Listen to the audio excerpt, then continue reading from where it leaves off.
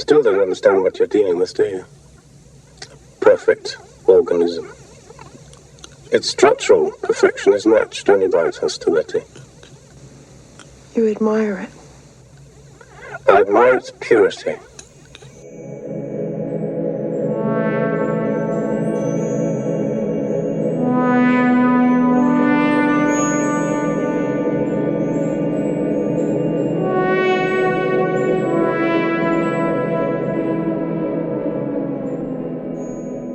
Hello and welcome to The Visualist, a podcast journey through the many works of Ridley Scott.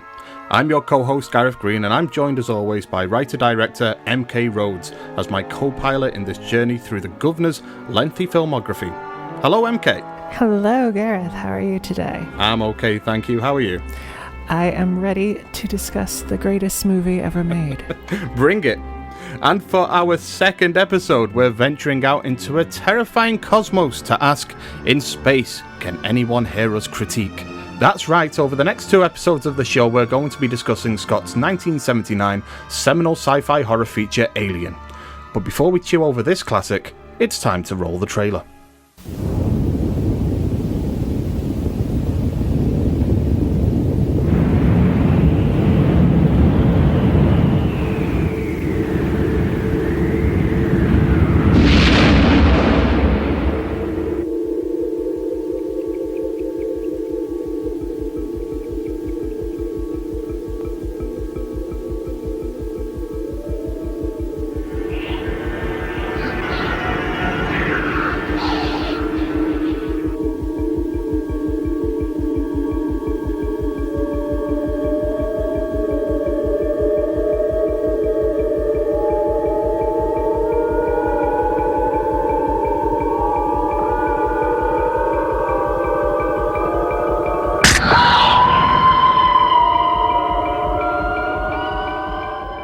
So, MK, we've spoken briefly in the past about Alien being a huge influence in both of our lives, but can you tell us a little bit about more? What has your experience been with this film, and what drives you back to it as well? Because I know from experience with yourself that this is a film that you have returned to very often.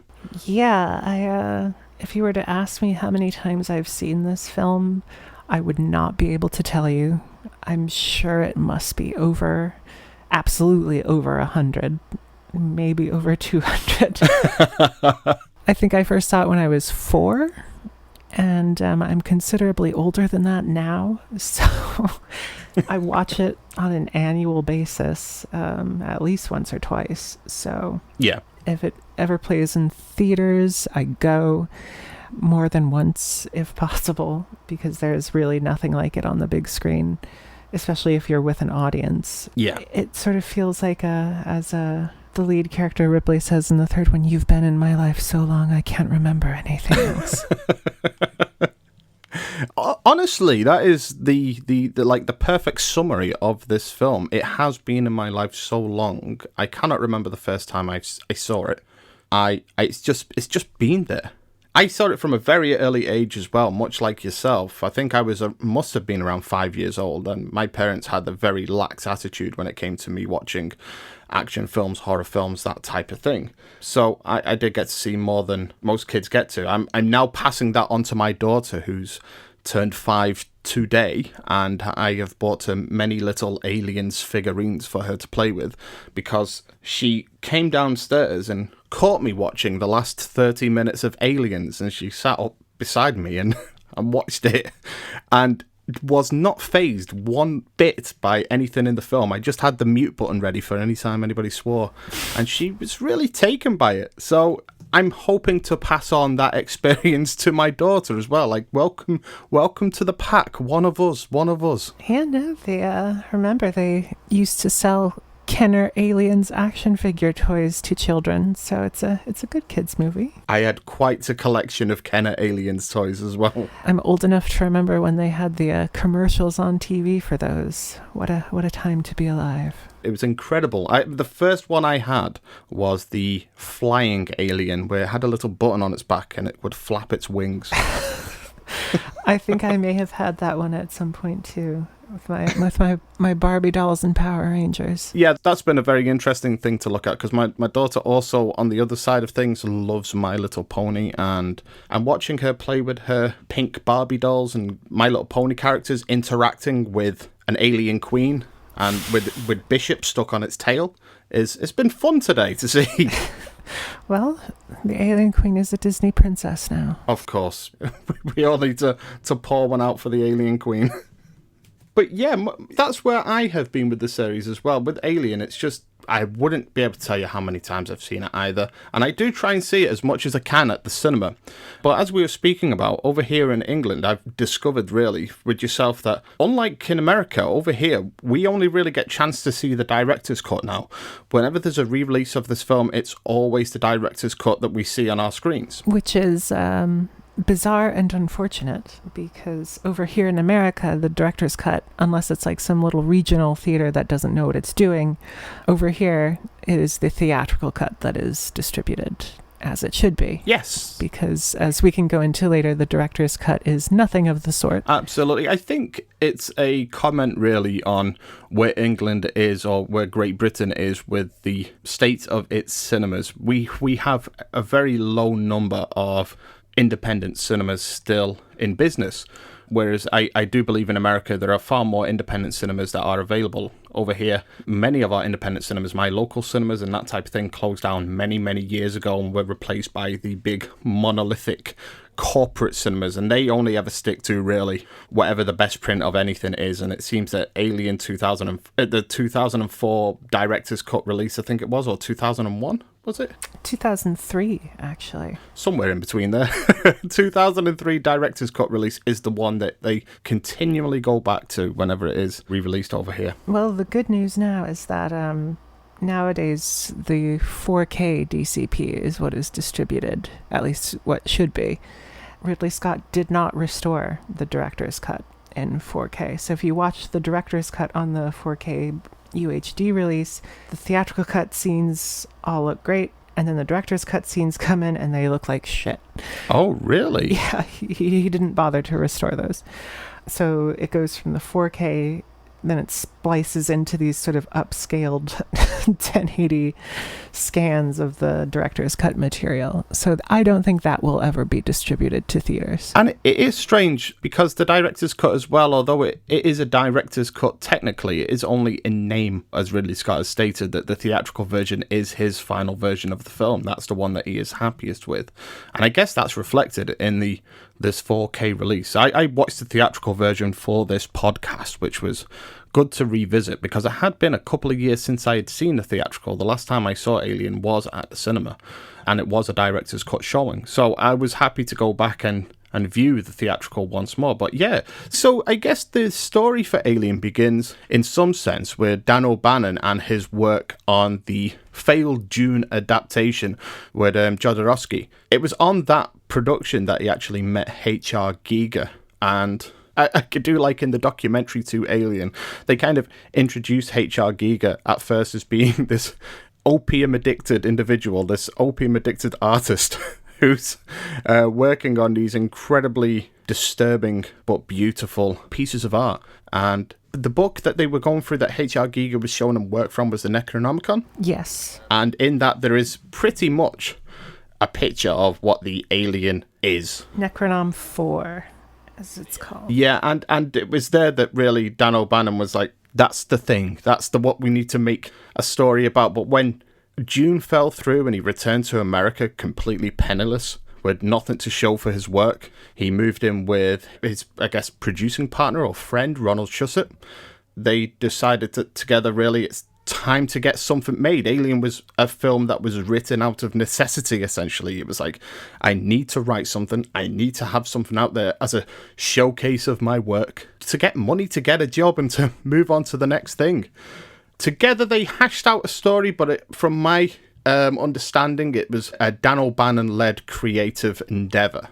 Shusett would read the script and provide his ideas, which led to a story by credit. The main idea he added to the story overall was how they managed to get the alien itself from that spaceship into the craft, and that was, well, what happens if one of the aliens jumped on a character's face, implanted an egg in their body, and then it burst out within the ship? And that was the thing that, like, he contributed. And in the documentary, he seems very proud of that contribution, because it is a monumental contribution to the script, and part of the reason as well why it caught the eye of producers David Giler and Walter Hill as well, who weren't fans of the script whatsoever. Yeah, as David Giler is fond of saying in every interview, the script was terrible, just awful. And if you read it, he's not wrong. Yeah. The final script that Ridley Scott shot is not the Dan O'Bannon draft. It was No. completely rewritten by Walter Hill and David Giler. There's a lot of bitchy infighting between those two camps. The fact of the matter is that the Walter Hill, David Giler rewrite is what more or less Dan O'Bannon did slither back into the writing room during production when they were gone. Yeah. But that is pretty much what ended up on screen, not what Dan O'Bannon originally wrote. Having looked at that controversy as well, where do your allegiances fall? Because if I'm honest, looking at the scripts that I've read for this film, I have read the original Dan O'Bannon draft, and I know that it was the draft itself that was shopped around wasn't a finished version anyway. They were aware of that, and they were aware that it was something that was going to need work on. But it's a very rough script. Yeah, I would be more favorable toward the original draft if Dan O'Bannon weren't, rest in peace to him, but if he weren't so militantly egomaniacal about how good it was. If you watch interviews, like, that thing gleamed, the dialogue was perfect, everything about it was perfect, and they ruined it, and their dialogue is bad. And it's like, you read the first page of his original draft, and you sure about that? I think my most amusing to me little anecdote is if you watch the making of documentary The Beast Within, which is an amazing documentary in and of itself. Dan O'Bannon's like, one day Walter Hill came in and he's like, I hate all those names in your script. He's like, how can you hate a name? Well, if you look at the names in his original script, they are pretty they are fucking awful. Pretty terrible. Chaz Standard. Yeah. Chaz Standard. Melconis. Melconis? Yeah. Yeah, I mean, like, when it comes to that point as well, I couldn't help but laugh, because he's like, how can you hate a name? And it's like, have you read the names that you've written? Exactly. Walter Hill's completely right. And all of the names he changed are great. So when it comes to this conversation, I never really want to play down because the story did begin with Dan O'Bannon and what he brought to that script. I completely understand why he is such a huge creative figure in this film. But I do think that Giler and Hill, their revisions of the script made the film what it is today as well, in terms of it having this real world quality, having it feeling a lot more grounded. But also, there's that conversation to be had about why they didn't receive any credit on the film as well. And I do understand that from a Writers Guild of America perspective, I don't know if this was in place at the time, but there's this thing where, yes, you can change every line of dialogue, you can change every piece of description and action in the script itself, but if the story beats remain the same, the credit remains with the original writer. That's true, yeah. And I think, okay, yes, I understand that, but they've changed the tone, they've changed the atmosphere, and also with the inclusion of Ash as a character as well, I think that they've brought something that is undeniably a Giler and Hill addition to that film. And I really do honestly believe that there is a credit that belongs to them that this film lacks. Yeah, the Ash character is crucial to the film's success. Yeah. Dan O'Bannon, of course, hated Ash. He did, yeah. He called it an inferior product of inferior minds. Yeah, I mean, he just kind of explains it away as being this post-World War II spy convention that's been added onto this cliche that's been added onto the script, just tacked on. But I think it has far more bearing in the script than he understands, especially when it comes to like deciphering the themes that the film holds, the whole idea of it being the creature at its center being biomechanical and having these, technological threats as well as the alien itself, these corporate entities on the Nostromo as well. I've said this many times on other shows, but to me, Ash is as interesting as a character as the alien is in itself as well. I would go so far as to say, I was especially dwelling on that on this latest rewatch. Again, this film is so rich. You see it 100 times and there's still new nuances to key in on. I think this is an incredible cast. This is one of the greatest casts in any movie. Yeah. It has a bona fide star-making Hollywood turn by Sigourney Weaver, who's iconic. But I think Ian Holmes' performance in this movie might actually be the best one. Yeah, I 100% agree. It is so nuanced and so interesting. And when you watch the film again, even multiple times with the foreknowledge of, what he is, there are so many interesting decisions he makes as an actor.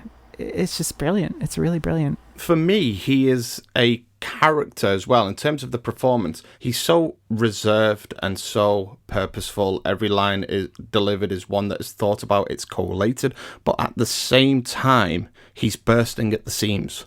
Like, there's just something inside of him, that whole kind of idea of suppression, and there's something about him that within every scene, I mean, even like, this is an obvious example that people do jump to, but even when Kane, Lambert, and Dallas do venture out onto LV-426, that moment where he, in his little observation pod, does the little jig on the spot, the little run on the spot, it's this whole idea that there's something in him that's off.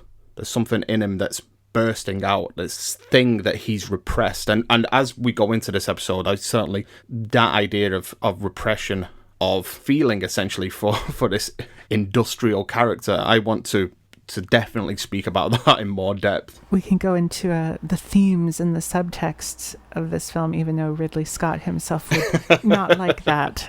But no, that we can discuss that too. One of the interesting quirks of Ridley Scott as auteur is that he hates interpretation of his work. He thinks there's nothing to interpret, but then he sits there, and he doesn't really do this so much anymore, but especially with Alien and Blade Runner, his whole modus operandi was just packing the frame with as much information as possible, just building and building and building and building and building the level of detail. And one of the side effects of that is that whether he means to or not, he is putting things in there for you to pull out. Yes. Sometimes he does that in a way where he's adding subtext into the film that he's maybe not even aware of, even though he's actually like doing it. Like the thing of Ash, once he, spoiler alert, I don't know who in their right mind would need a spoiler alert for this film at this point. When Ash is attacking Ripley and rolls up a magazine and shoves it into her mouth to try and basically rape fuck her to death like the alien. Mm-hmm. That was Ridley Scott's idea. And that was born of him, wondering, I bet he doesn't have a functional penis. What if he wants to, does he have sexual urges and things? I'm like, that is you, Ridley Scott, adding in subtext to your own film that people can read into, even if you don't necessarily think it is such. Yeah, I wrote a essay in university that I repurposed for a video essay that I released online, and it was built around that scene as well. That was my starting point, the whole idea of Ash trying to replicate the alien's life cycle by pushing a porno magazine into Ripley's mouth, trying to impregnate her, but he's obviously impotent himself. He's essentially an Action Man doll down there. I had two titles as well for this essay. The main one was Screams of a Sexual Nature, and the title of that chapter was Do Androids Dream of Electric Dicks? I honestly wish I had still gone with that as being the video essay title, but I knew I wouldn't have gotten away with it. Yeah, no, that's a thing he picks right back up with in, to a lesser extent, Prometheus, but definitely Alien Covenant. That's the most interesting thing about that film for me. 100%. I think with Prometheus, it's like a flirtation with that idea as well. With David, he flirts with the idea of exploring that aspect of the character, and it's no surprise that that's the thing that works best about that film. But with Alien Covenant, he just goes all in with it, and that is 100% why that works. And I have always said as well, like, David is a character that Ash would be proud of. Yeah. But yeah, I mean, moving back to the making of this film as well, I guess picking up from where we left off, they have a finished script that was, well, I say finished script, they have a script that's been worked on by Hill and Geiler. And actually, speaking of the script, did you ever read the version of the film that didn't actually feature an alien, that actually goes back to featuring urns? Has that version actually leaked? I've read descriptions of it. I haven't read an actual copy of it. I hope the version that I've read was an actual one and not just some, because this is the problem when it comes to these type of films as well, is there are plenty of fan scripts out there, and they're fan scripts based on ideas as well, or like leaked plot ideas and that type of thing. And I've read a version of that script, whether it was real or not, that essentially stripped the film of its alien nature completely, and it did have, rather than eggs, it did have urns, and the creature was a biomechanical experiment that had gone awry on this planet, much like Prometheus, essentially.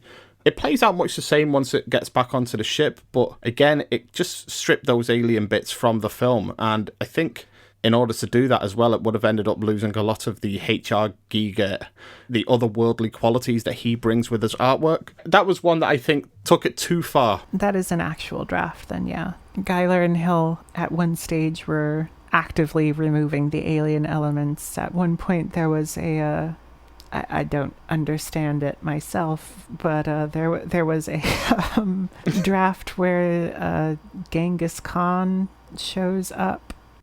That's not me. I've not read that up. one. No, but nobody has. That version hasn't leaked. But they did the same thing when they finally decided to write Alien 3. They wrote a billion different drafts. Yeah. I'm not just talking about the billion different drafts by other writers. I have 2 actual hard copy drafts of their Alien 3 script that are very different. In fact, I have one of them that nobody else has, and it isn't online. Oh, wow. That opens with... the way the alien arrives in the film is that Hicks has it in him. It bursts out of Hicks's chest, and that's what starts the fire on the ship, and that's what then begins the movie. So that's the thing that Michael Biehn had read about. That's what pissed him off. But they went through a billion drafts of their rewrite of Alien before they sort of walked it back and moved it back closer to the Dan O'Bannon draft. But then even then, the shooting draft... The original shooting draft, they removed the space jockey because it would be too expensive. Yeah. And so if you read the Alan Dean Foster novelization, there is no space jockey. Yeah, which always surprised me when I first read that as a kid as well. Because that's what we used to do back then. Like, when I used to go to school, I would read novelizations of films that I had at home. So I could experience them while I was on the bus or during dinner break and that type of thing. So I think the novelization, unfortunately, is the movie novelization is a dying industry now. But there's some novelizations, especially Alan Dean Foster's Alien ones, I really grew up with. Obviously, there's also the Aliens one that has seemed to have cut all of the swear words out of the film as well. Yeah. As well. I think the best movie novelization is probably The Abyss, even though the author is a psycho. But oh, I've not read that one. Yeah, The Abyss by Orson Scott Card. Oh no, who is not normally known for doing movie novelizations, but yeah, he loved James Cameron's script so much that he agreed to do it. Talk about movies that need a proper release. Oh, no. Well, he's not on this planet. He's off on Pandora at the moment. Yes. Going back as well to this. So from that point as well, they begin shopping the script around. And at one point it was with Roger Corman, but that was never going to be a viable option because the film did actually cost. It was going to cost a significant amount more than Corman could do. And I think that was also before Geiler and Hill came on board the film as well. What strikes me about watching the documentary again, something that I picked up on this time, was there's 2 times that they shop this film around to possible filmmakers and actors. The first time they do it, it's just with Geiler and Hill. Alan Ladd Jr. I think's on board at that time. And we've got the Dan O'Bannon and Ronald Shusett. And they didn't manage to get really anybody. It was just like people were just passing on it time after time after time. And here we come to introducing Ridley Scott. He's brought on board after his film The Duelist is received very warmly at Cannes. I think it was nominated for the Palme d'Or. So he's brought on board, and then they begin shopping it around with Ridley Scott attached to the film. And suddenly, you look at the ensemble that this film has in terms of actors. Even Sigourney Weaver, even though she isn't really a known film actress at this point, she was still a growing talent on the stage. And every single actor has the same story, which is not interested in sci-fi films. It wasn't something that I really wanted to do. I didn't want to do any of that space crap. But you know what? They really sold it to me. Like, Ridley Scott's vision of it being like this real world film really sold it to me. And suddenly they end up having this ensemble cast that they do with Sigourney Weaver, Tom Skerritt, Yaphet Kotto, Ian Holm. John Hurt comes on board at a later date. But, oh my God, Veronica Cartwright. It's just and of course, Harry Dean Stanton. It's just an incredible ensemble, and I think that the difference is between those two times is just simply Ridley Scott coming on board and selling it the way that he does. And he got the budget doubled by storyboarding the whole film himself. Ridley Grams. Yeah, the Ridley Grams. They're quite striking little, like, comic book panels in and of themselves. I actually own some of his Ridley Grams, not for the original Alien. I don't think anyone without an insane amount of money can own those. I've tried to. But Wait, so you actually have a few of the honest to God, obviously not from Alien, but honest to God, like proper Ridley Grams that he's drew out himself? Yeah, from a Covenant. And they are not as detailed as it depends. He seems to do two different types of when he storyboards a film, he operates in sort of two different modes. There's the proper things where he sits down with inks and paints. Yes, yeah. And he only does that for sex sequences. And then there's what he does either on the day or just with his pen. And I have a print from Covenant of the inks and paints ones he did. The med bay scene, he did those in inks and paint. Yeah. But I have his little handwritten ones that he did on the day when they did like on-set reshoots, and then he'd sit there and with his little pad and pencil go just do rough sketches, some of which are I like look at them and they're kind of indecipherable. It took me a few minutes to sort of figure out what scene this corresponds to, but then others he was sitting there sketching for the climactic action set piece on the lifter where what's her name, Catherine Watterson, I think her name is. Yes, yeah. She's swinging around shooting at the alien on that lifter. Mm-hmm.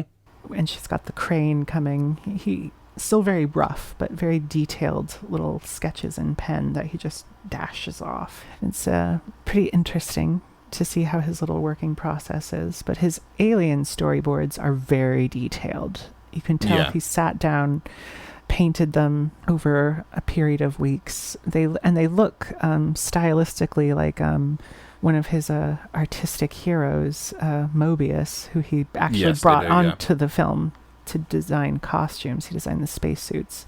He just wholesale absorbed Mobius's drawing style and replicated it. And if you look at his subsequent storyboards for like Blade Runner and things, he kept that. He kept that drawing style. I mean, there's a very famous sequence from Prometheus as well that he's pulled wholesale from a Mobius strip with the engineer and the trilobite impregnation scene. That's entirely from a Mobius strip. And I actually, while I was at high school, I studied H.R. Giger and Ridley Scott for his Ridley Grams while I was studying art, because at one point I did want to get into storyboarding and comic book drawing and that type of thing. It was something I gave up really early in life, but I did my final, we call them GCSEs over here, when you're 16 years old and you're finishing school. I did my final GCSE project based on H.R. Giger and Ridley Scott's work, but I tried to replicate his style of Ridley Grams, and that led me down the heavy metal route as well, and it was just not something that I could do. It was Because even his, like, rushed ones, and I've tried to do this several times, even when I've worked on my own films, even his rushed ones where he's just doodling down, they may just be a scribble, but they still contain so much detail as well. Like, even if it's just movement of character or composition as well, like, it seems to have everything there. It's just in a much rougher version of. And yeah, I couldn't nail it no matter how much I tried. Yeah, I've started teaching myself storyboarding too, out of necessity. Ridley Grahams are definitely an influence in terms of the form of it. I think the Japanese, who have their own very specific style of storyboarding, I think that's a very interesting thing to emulate. They have whole templates built up that Western storyboards don't really have in the same sense. But the Alien series in general has a very interesting history of storyboards, aside from Alien, the first film too. I think Alien Resurrection is the only Hollywood film that ever had its screenplay distributed to everyone as actors as a storyboard script. Oh, really? Yeah, which I also have. Jean-Pierre Jeunet. It makes sense with given the director behind that film. Yeah, Jean-Pierre Jeunet, very fanatical about every single shot being storyboarded. Yeah. He threw out the script as, just a typical type script, and the script became a storyboard script. So it was all the storyboards, then with like little dialogue beside it and this action lines, almost like a comic book.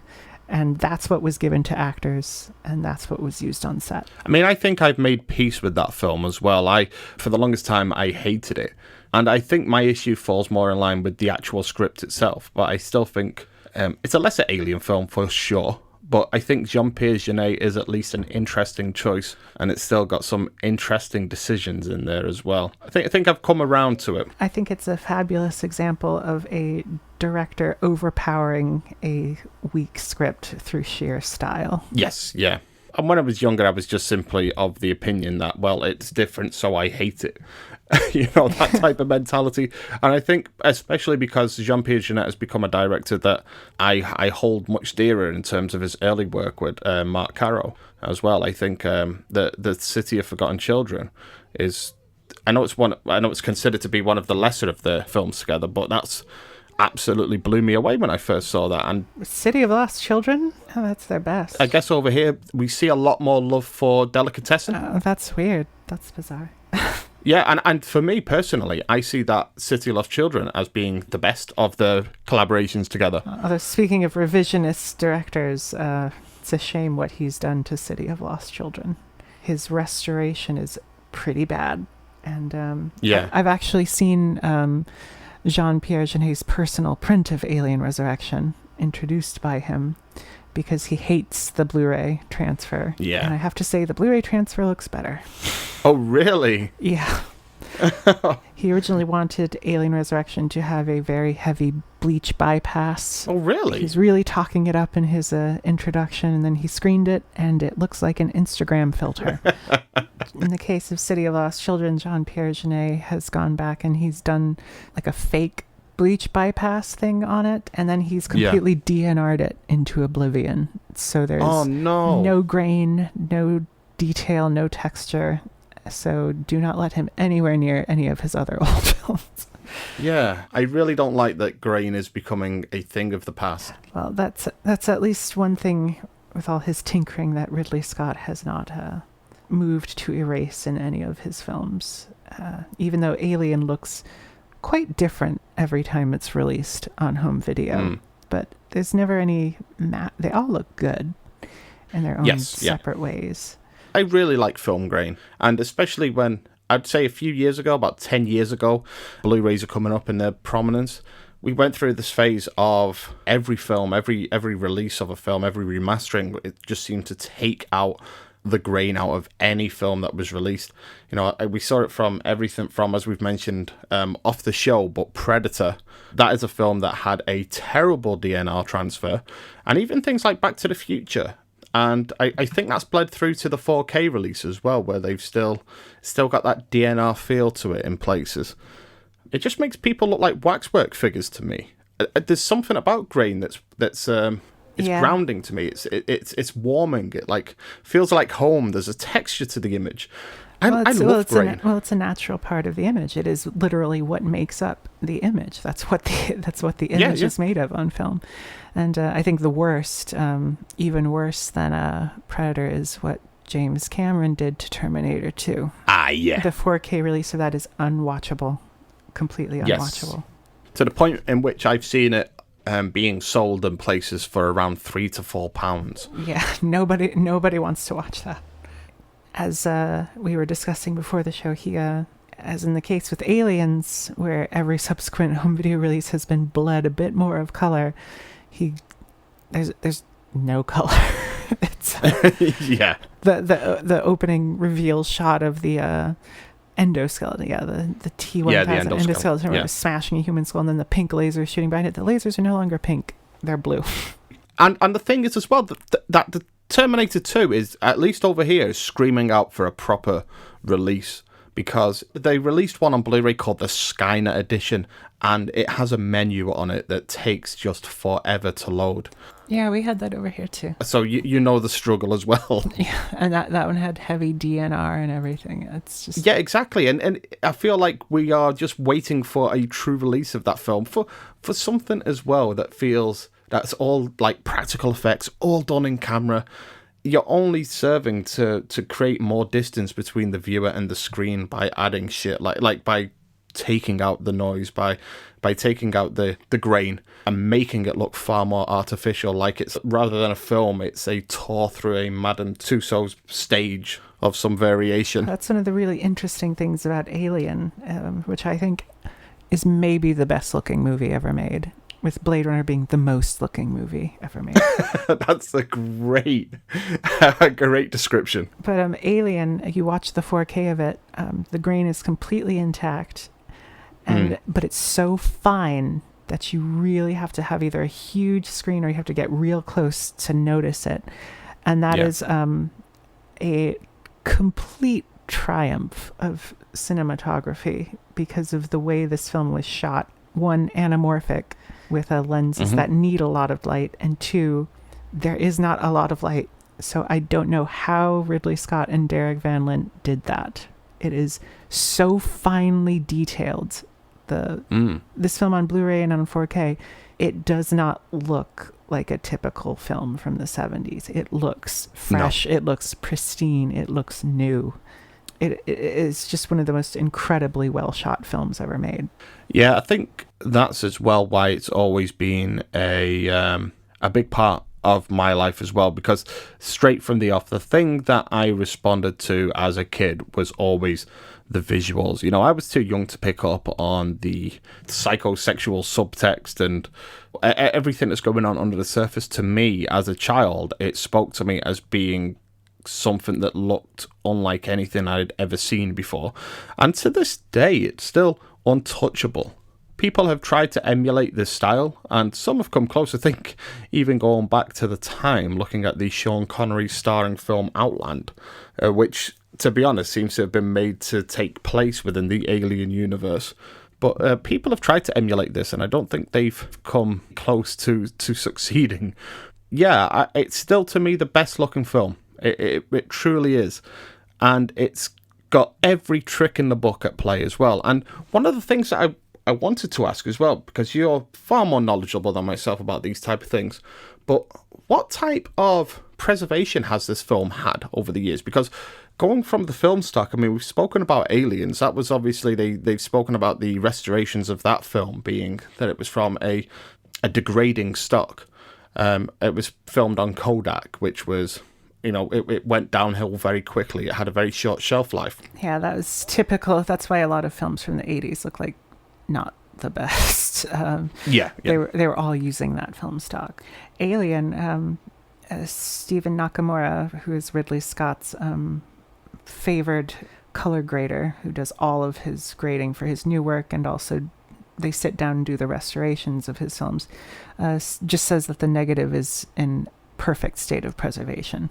So there isn't even really much restoration that needs to be done, I guess. The negative is just There are parts in the 4K, if you look really closely, you can see where they've had to do some digital management on parts that have maybe like started to degrade. But for the most part, it's just a lot of 70s films I think look better, like high-end 70s. Like, I'm not like a huge Star Wars person, but Star Wars looks fabulous. That's a fabulous looking film. Something about the way late 70s films were shot just holds up perfectly today. Yeah, I mean, I think if you go for even, like, grittier looking films as well, like The French Connection, like William Friedkin films, The Exorcist being another one, they hold up incredibly well now. Talking about The Exorcist, on that film, they were creating very elaborate rigs to create looks of films that we can do rather easily with things like Steadicams now. I remember there's one shot in The Exorcist where the camera essentially follows them up the stairs through a stairwell that goes around the house essentially, and the camera like kind of tracks them up through the center of this like spiraling staircase, and that required like an entire rig around this set, and nowadays it would be so easy to achieve. But I think there's something about the stock of these films and the tricks that they used. There's almost like a Citizen Kane-ness about 70s films, in that a lot of the film language that we know and use today was being forged during this period of time. And I know that it is like a very transformative time for cinema during the 70s, so that does make sense. I think Alien is very much, for myself personally, the crowning achievement of that era. I would definitely agree. And a big part of that too is... and tying back into the very title of this podcast is that especially here, I think this is his biggest expression of that, is that Ridley Scott was his own camera operator, which is not something that is generally done by directors. Stanley Kubrick did it. I think as we discussed in the first episode, Ridley Scott in his first arc of his career was basically Kubrick for the multiplex. Operating basically at that same level of technical expertise, just applied to more populist stories, I guess you could say. But that's one of the reasons Alien looks the way it does, is because Ridley Scott is in complete and total control of every shot, every frame, every image is blocked by him. Derek Van Lint, when you watch interviews with him, Derek Van Lint was literally playing second fiddle to Ridley Scott in terms of how this film looked. He was always operating the second camera. He was basically there to assist Ridley Scott. Ridley Scott chose all the lenses. Ridley Scott chose all the lighting. The sets were nominally designed by Michael Seymour and the production team, but Ridley Scott was sitting there making all the decisions about what's being built, how it's being built. And it's a very striking film too in terms of camera movement, because films aren't really shot this way anymore. Unfortunately, by Ridley Scott himself too, who is sort of become a big coverage person. He shoots with like 3 or 4 cameras going at once. Yeah, at least 3 cameras, and then he just cuts between them. Alien is not like that. I don't think there were more than like 2 cameras going, maybe 3, like during the chest burster scene. Everything is him. The shots are very clearly blocked ahead of time, very meticulous. And this carries over into Blade Runner as well. The choice of when the camera is moving and not moving is a very big deal. This is a very still film for the most part, for like the first 2 acts. And then when he starts leaning more and more into handhelds or shoulder-mounted cameras, it's so visceral. Especially in the last act when Sigourney Weaver is just racing through those corridors in smoke, and Ridley, you are watching Ridley Scott's point of view as he's just chasing her out through his character, and at one point he even bumps into her. And he kept that take. There are a lot of little mistakes that he, I guess, intentionally kept in, where Ridley Scott himself bumps into the actors, or like in the scene where Ian Holm is attacking Sigourney Weaver, Ridley Scott bumps into the little pendulum swinging planet decorations. And he leaves it in, and in one of his commentaries he like rationalized that, it felt like his evil was emanating, and it just made the thing happen. I think that there is a I mean, I know this is just me bullshitting that away, essentially, but I think that there is a reason for that as well, like the immediacy that the film gives you of being there. I know that we've spoken about it personally as well between ourselves, and one of the things that you mentioned on a rewatch was to do with the sound design, and I also think that that is to do with the shot composition as well. I think Ridley Scott very often places you in a position of being one of the crew members listening into a conversation, and that entirely, like, that's where the fear emanates for me in a visceral sense. Like, that's where it comes from. Is that when you're watching this film in a cinema seat, you're sat at the same table watching them. Even when you see the last supper composition of Kane's last meal, and you look at that opening shot, and you see Ash on his own and everybody around on the same corner as where Kane's eating. And then there's this big empty space where the camera is. And that's essentially our seat at the table. You know, we're sat there with him watching this unfold. Yeah, there's such an immediacy. At the beginning, he takes his time to immerse you in this environment. That's one of the things that is most, I don't think has ever been replicated really in another film. And I'm going to include Blade Runner in that too. Even though Blade Runner, the visual density of Blade Runner is just so overwhelming that it can be off-putting to me if you're not seeing it in like a theater or something. But Alien, it feels 100% tactile. It feels 100% immersive. You are there. The way the dialogue is largely on-set audio. There's obviously some ADR and some of it pretty conspicuous, but for the most part, most of the dialogue is on set. The voices trail in and out of the background as the actors move away from the mic or move away from the scene. It's not been sweetened in post. No. And it just makes it feel more visceral. It makes it feel like you are really there, especially in like the later scenes where they're arguing. Yaphet Kotto is going up against Sigourney and they're screaming at each other.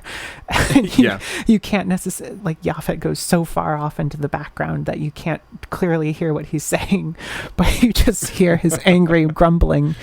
And, yes, exactly. It's so effective. Yeah, incredibly so. And I love as well that it builds towards this ending, as you have mentioned, where suddenly the camera comes off the tripod and we are handheld running down corridors chasing Ripley as we go. And the third act really becomes what is something you could never do today. Like most of the things in this film, bizarrely and depressingly enough, you could not do today in a film of this studio level.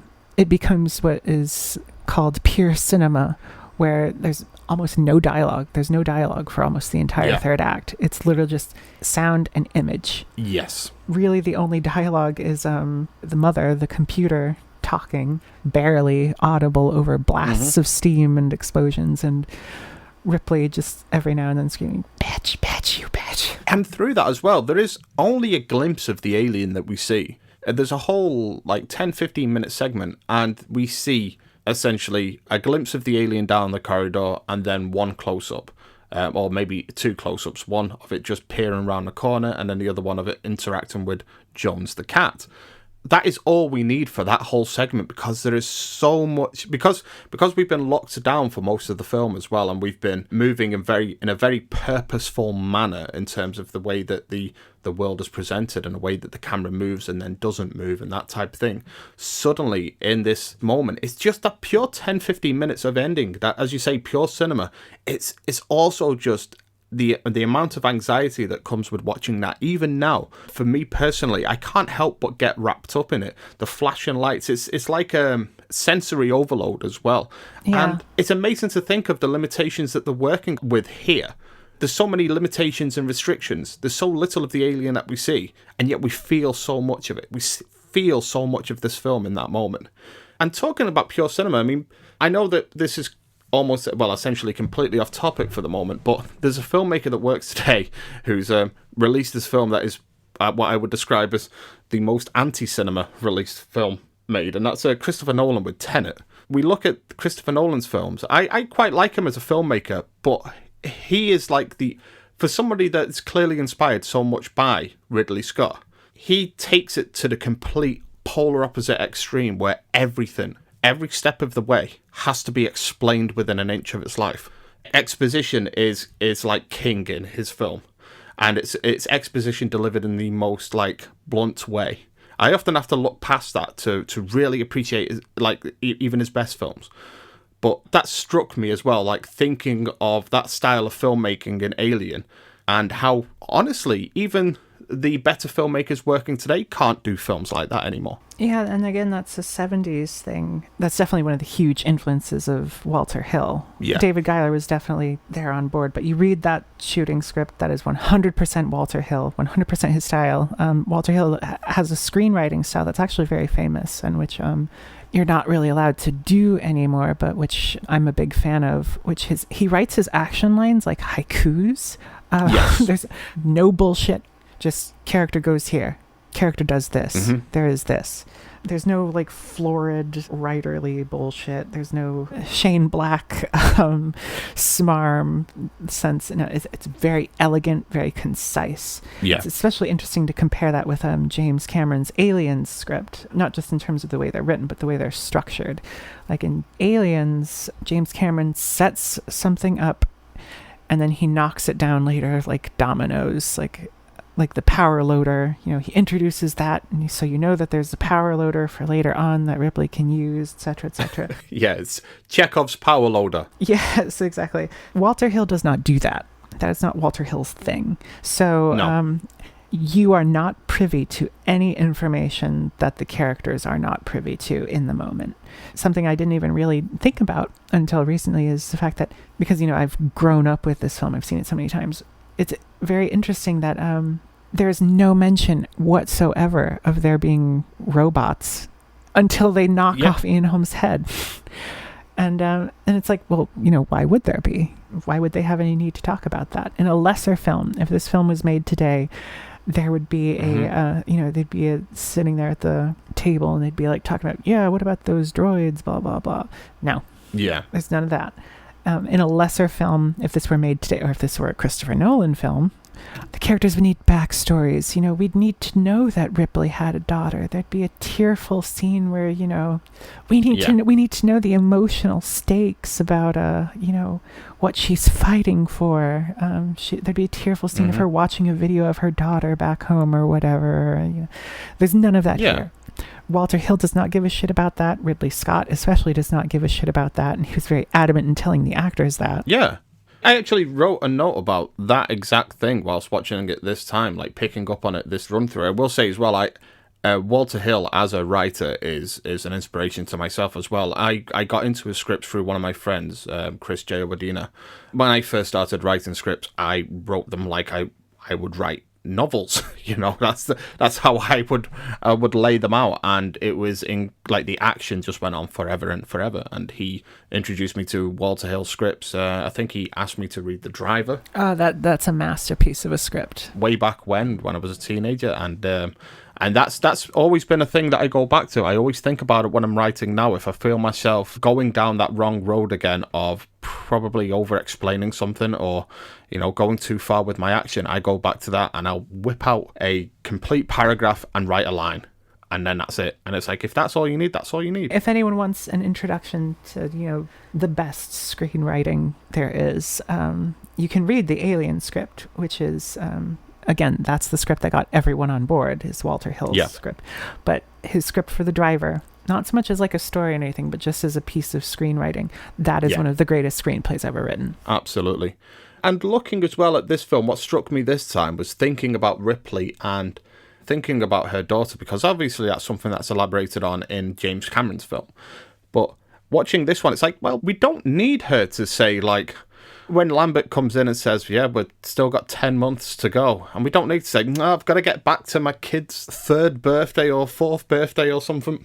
We don't need anything like that, because this is the world. They are privy to what they're already sacrificing in this very corporate world and kind of thing, where it's nothing to expect to give away 2 years of your life to ferry this cargo from one side of space to the other. That's just part of the world you live in. I think there's a sense of real worldness that comes with this film, in which I've seen this film critiqued for the fact that it doesn't have, and I'm using air quotes again, character arcs. It's like it doesn't need character arcs. No, absolutely not. People in real life do not have character arcs. Exactly.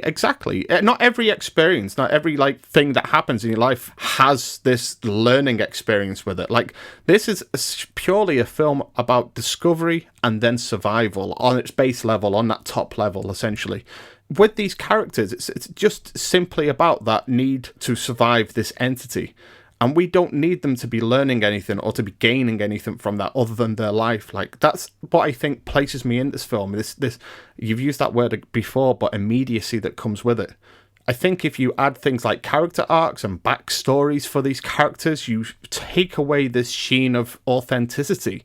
It becomes a movie in a very broad sense, in a very, like, cliched way. I mean, I would say as well, I've said this, I'm going to be the most pretentious fuck in the world right now.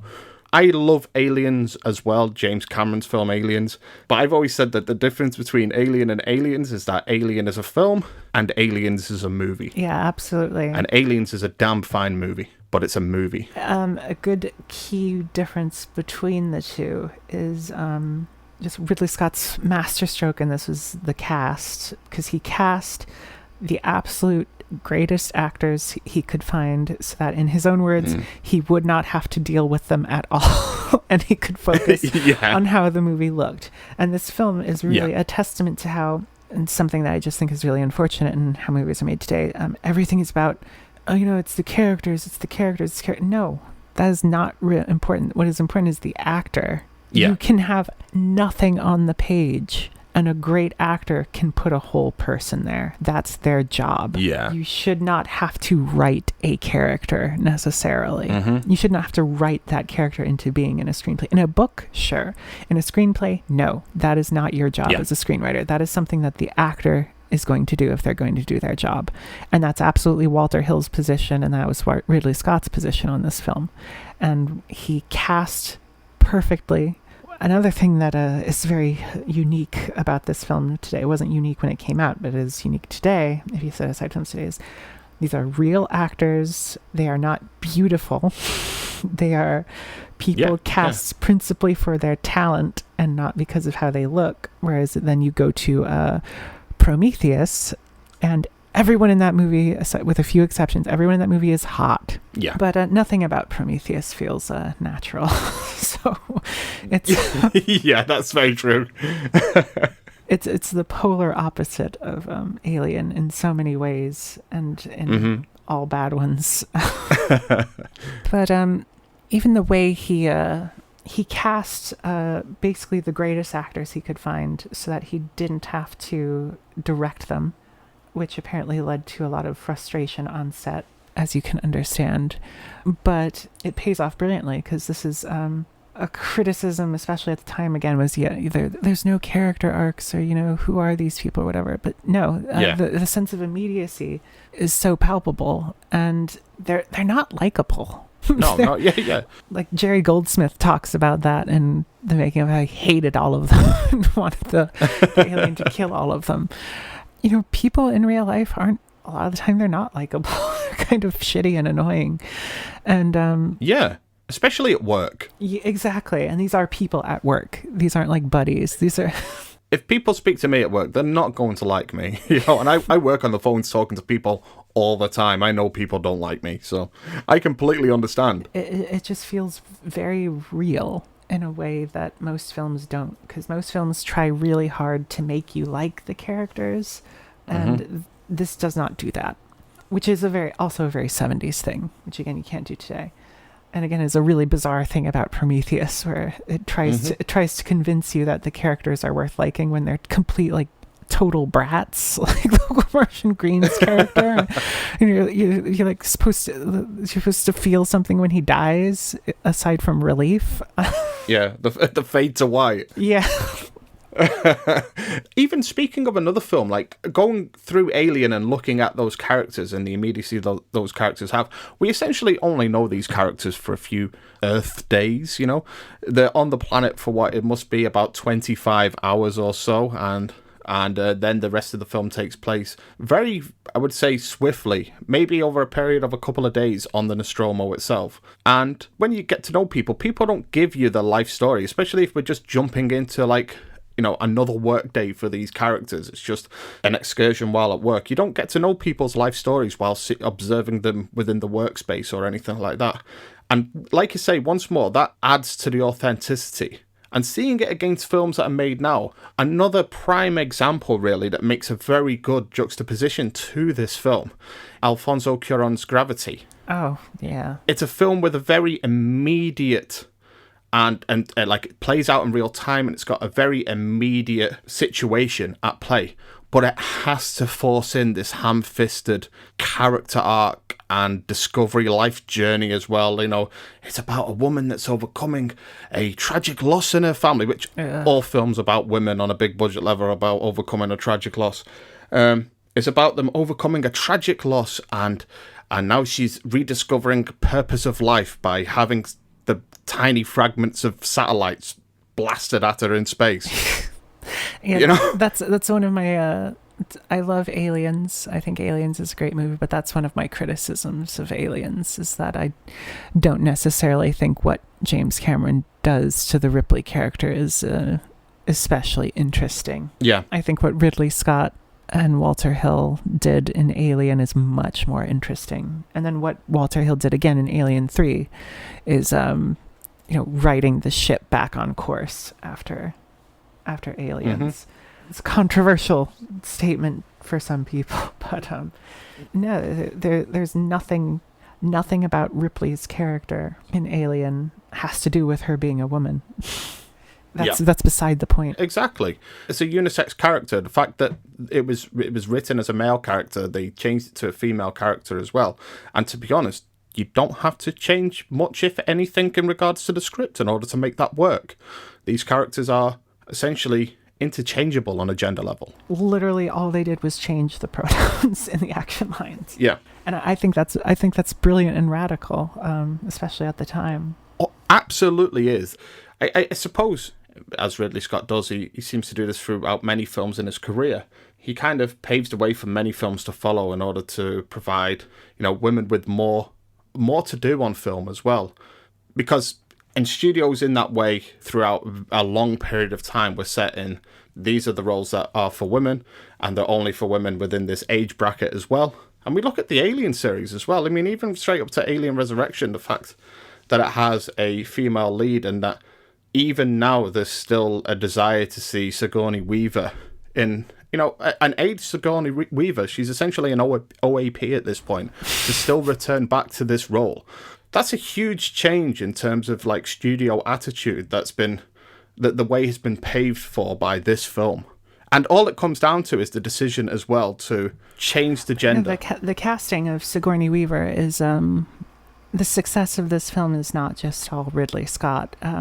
This film is like kind of a cinematic immaculate conception where everything that came into place on it was a hyper-talented person working at the top of their game. Not only is it Ridley Scott making his second film and firing on all cylinders because he really feels like he has something to prove, but you have Walter Hill, one of the great American genre screenwriters of the 70s, doing a science fiction script. You have Jerry Goldsmith, one of the great film composers of all time, having a contentious relationship with the film, but still turning in one of his greatest scores. You have the great editor Terry Rawlings making his film debut as an editor, because up to that point... Oh, actually, no, this wasn't his film debut. Watership Down was his film debut, but it's his Hollywood live-action debut as a film editor. It launched Sigourney Weaver's... This was Sigourney Weaver's first film, aside from a little walk-on part in a film by a pedophile rapist we won't bother discussing. And then, of course, nothing about the film would be at the level it is without H.R. Giger. That is, again, a credit to Ridley Scott's recognition of talent when he sees it. Is Fox did not want Giger. Yeah. Ridley Scott insisted on Giger. As soon as Dan O'Bannon brought him the Necronomicon book, Ridley Scott keyed in on Necronom 4 and said, that's it. Yeah. Even the decision, unthinkable now, to bring Giger aboard not just as the concept artist, the creature designer, but to actually build the sets himself to actually build the costume of the monster himself. That's one of the reasons the film has endured, is because you're not just seeing production design, you're seeing literal gigantic sculptures from one of the great fine artists of the 20th century. Yeah, it's work come to life, and and in a way that's never been fully realized in his other cinematic explorations, such as Species, for example. Yeah, and poor Giger, he paid out of his own pocket on Species to have them like go through with some of his designs, like the nightmare train that he designed. They said, no, we're not going to do that, we're not going to pay for that. He put his own money down. That's how much he cared. Oh wow, poor Giger. He's been fucked over by Hollywood time and time again, and to be honest, like, Alien is the perfect collaboration between artist and director, because I think on a directing level as well, Ridley Scott did protect Giger quite significantly from the studios, especially when it came to the space jockey set, which I know you're very aware of, but the whole idea that the studio didn't want there to be a whole scene involving the space jockey because it was seen as being redundant. Their thinking was, well, we're only in this room once. Why should we build this entire set for this one moment? Why not have a moment where the characters are just simply traversing through an alien corridor and see a footprint on the ground, or the remains of a creature on the ground, or that type of thing, and just continue on about their day? Ridley Scott really put his feet firmly on the ground and said, no, this needs to be in this film.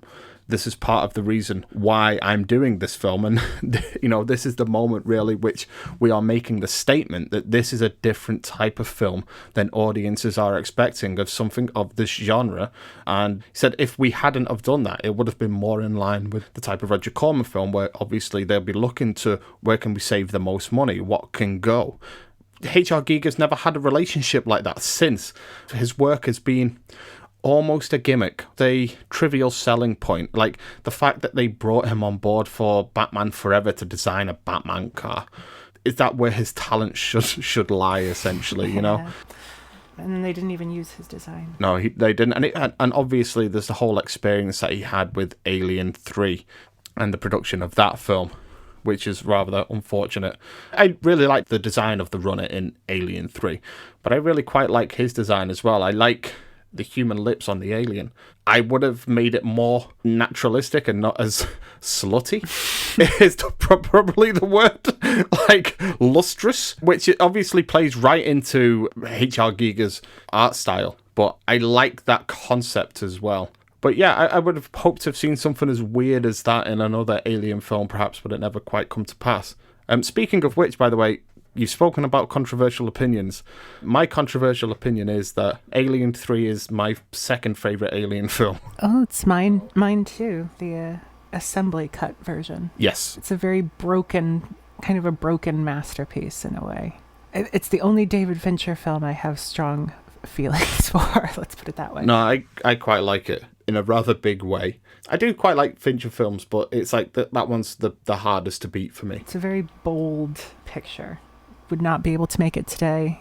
The only reason he got away with making it in the 90s was because of the chaos of the production. Yeah. He hates it mainly for technical reasons. You read interviews with him and things, and I actually know someone who knows David Fincher and has told me interesting personal stories about him. He's someone who he will hate something just because there's a visual effect that's not quite at the level, or because the lighting in one scene is off or whatever.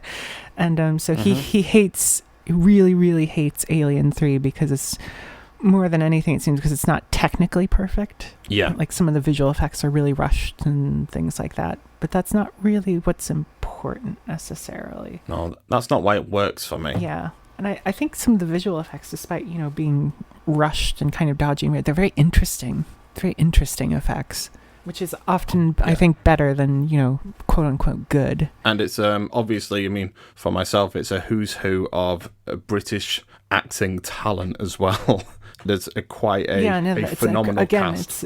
It has a cast very much like Alien, where just they're all super talented actors cast for their talent and not for their beauty. Yeah. To go back to Aliens, the thing about, how characters are written versus how they're performed.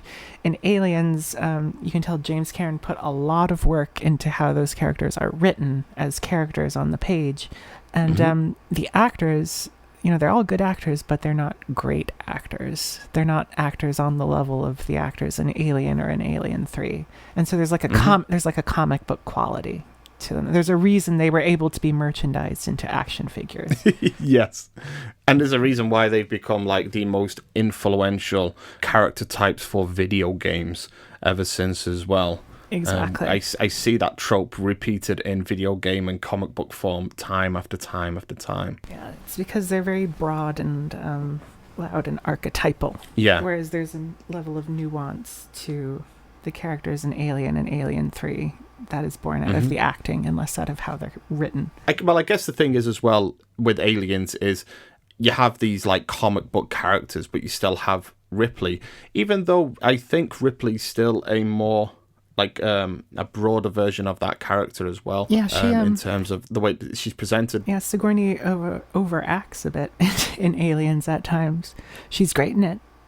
It's a legendary, iconic performance. Which there are moments in Aliens where she kind of needs a director to rein her in a bit because she starts to go off the rails a bit. Cameron, you can tell, is so cowed by her that he's so enamored with her that he just sort of lets her do whatever she wants. That's maybe not always the best thing. No, yeah. Whereas in Alien, she's so new and so nervous that really lends itself to her performance because there's a level of restraint there. Because you can tell she's kind of afraid of going over the top.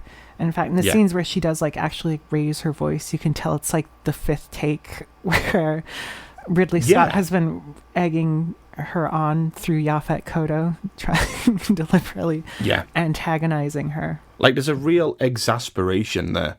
She is truly exhausted. Like that whole scene in which she and Yaphet Kotto are going toe to toe verbally with each other.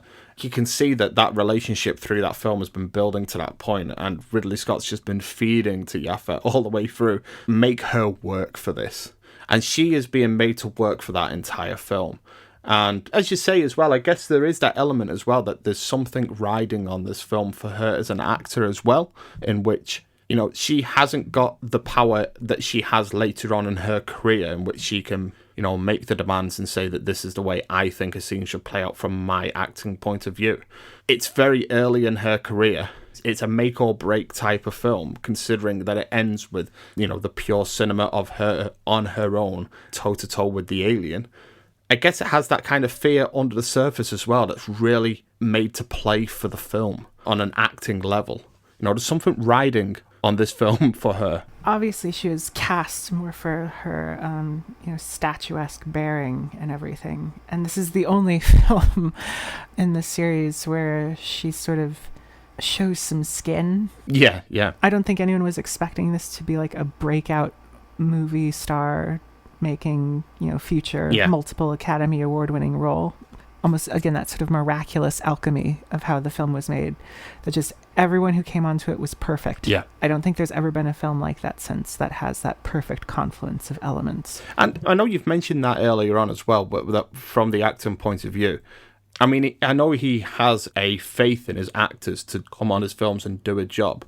But with this one, he really plays them against each other. He allows them to improvise in big ways and really creates frictions in the group that come to play out on the screen in marvelous ways. No other films really do that in this way within the rest of Ridley Scott's career that I can think of offhand. Thelma and Louise comes closest.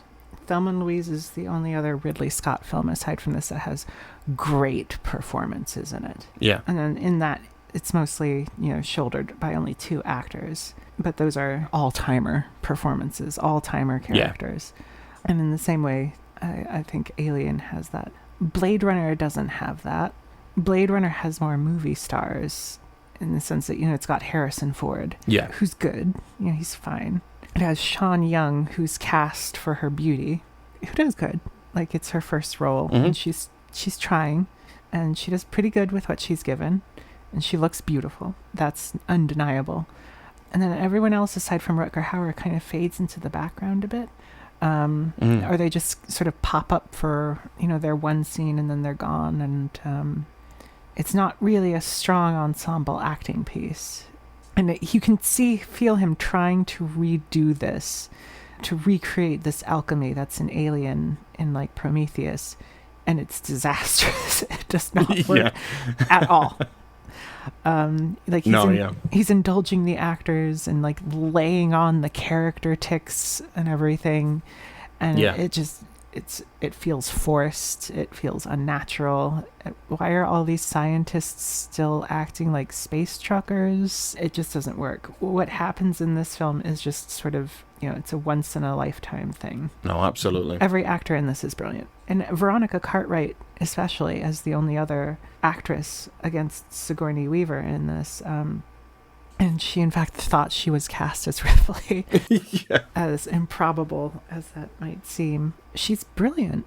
She's so brilliant. And one thing, something I only started to really like pick up on in recent rewatches is the way Ridley Scott frames her, the way he blocks her in shots. Even like very early on in the film, he's blocking her away from the rest of the crew and away from the rest of the cast. She's isolated in the frame. They're all way in the background. She's in the foreground alone smoking a cigarette. Or, when they're all sitting at the table, she's sort of off in her own corner and the camera isolates her. And when they're having the angry, heated discussions later on in the film about, what they should do, she's at the far end of the table and they're all together at the other side, and Scott cuts between the two of them, the two groups. You get a two shot of Yaphet and Sigourney Weaver, and then you have this like one shot close up of Lambert on her own, just completely in bits, in tears, while the other two are really like debating what to do next, what to do with her life, essentially. Yeah, and it's something I didn't pick up on before, but it's certainly there, the way he throughout the film constantly isolates her. And then he brings that to its culmination in her death scene, where she's literally, it's just those fragmentary close-ups of her face screaming in like mortal terror with it was like almost flash cuts as the alien kills Parker and then reels back around on her. And those flash cuts are brilliant bits of editing by Terry Rawlings.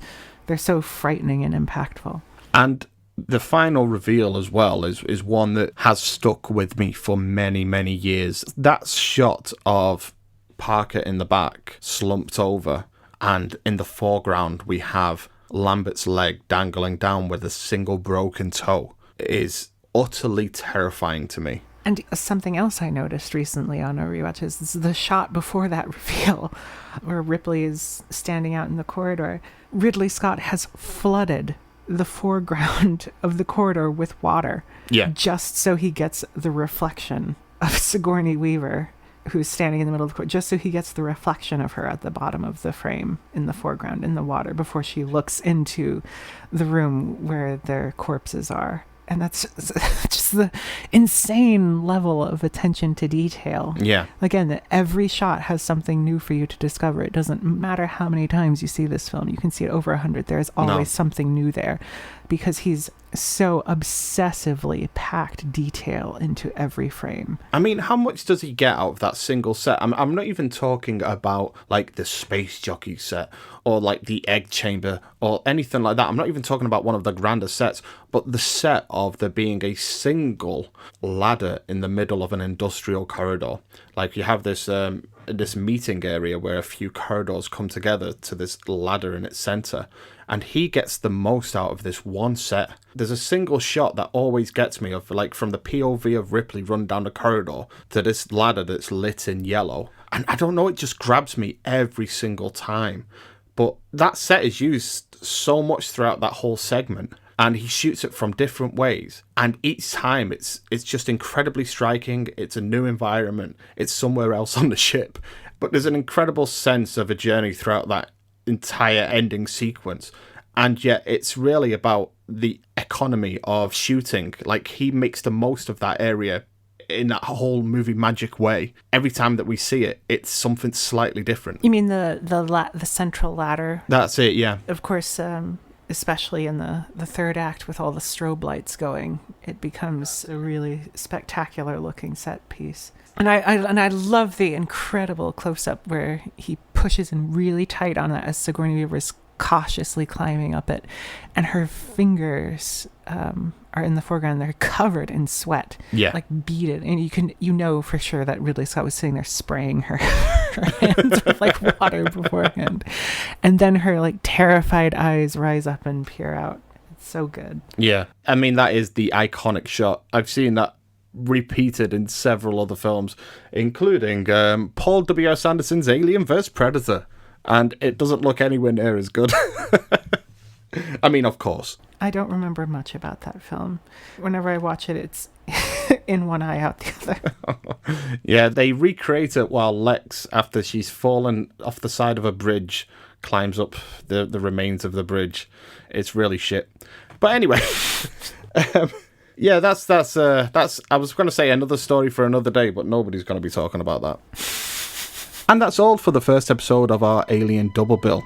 Join us next time when we'll be delving into the themes, visual effects and impacts of Alien, amongst other topics. But until then, it's bye from us, and thank you for listening.